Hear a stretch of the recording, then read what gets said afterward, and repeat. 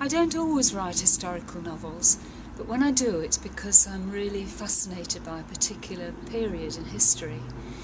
And when I look into the past, I see it teeming with people, and all the colours and sounds and smells of that time. It really interests me, and the job of a novelist is to bring all that to life, bring all those people to life for the reader as well.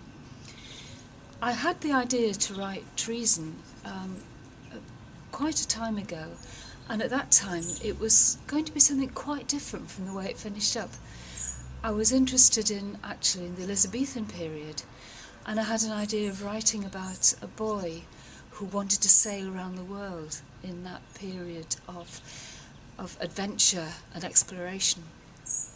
But the more I started to investigate the period, to do my research, I found that I was being pulled back to an even earlier time, to the time of Henry VIII, when England was in such a political turmoil, and the church was very much being pulled apart by what Henry VIII wanted. The Catholic Church was being pulled apart. And I found myself not just interested in a boy of the streets, as my little sailing boy was going to be, but in a boy who knew Henry VIII, who knew the inside of the courts, of the palaces where Henry lived. And so I thought of writing about the boy Will Montague, who comes from a manor house, perhaps a bit like this one that I'm standing in front of, and who is taken to London by his ambitious uncle, and who gains the post of being the page to Prince Edward, King Henry's son. It's such an amazing thing to happen to him. But during that time, he makes an enemy of Percy Howard, who belongs to one of the most powerful families in England.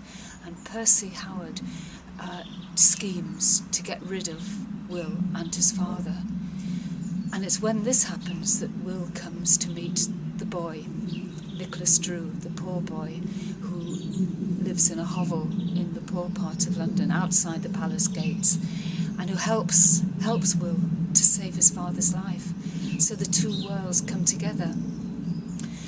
And I decided to set it at the time of one particular queen of all Henry's wives. I decided to set it at the time of Anne of Cleves, who is the one that we know so little about, really. People talk about her as the smelly one or the ugly one, certainly the one that Henry didn't like, didn't love. And I imagined what it must have been like for her to come to a foreign country because it had been decided that she would marry this despot, this King of England, who'd already had 3 wives, who'd divorced one and beheaded another one. And in that journey over to this foreign country, she and Will come face to face, and for a moment he sympathises with this woman from another country who's going to face the king that he knows. And she, at a later time, when Will is in desperate need, sympathises with him too. And so that's really what Treason is all about. It's about loyalty.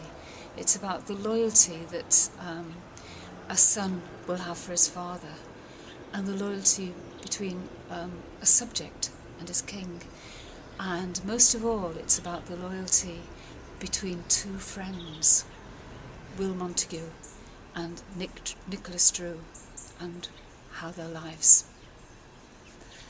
paths meet and how their lives are spent together.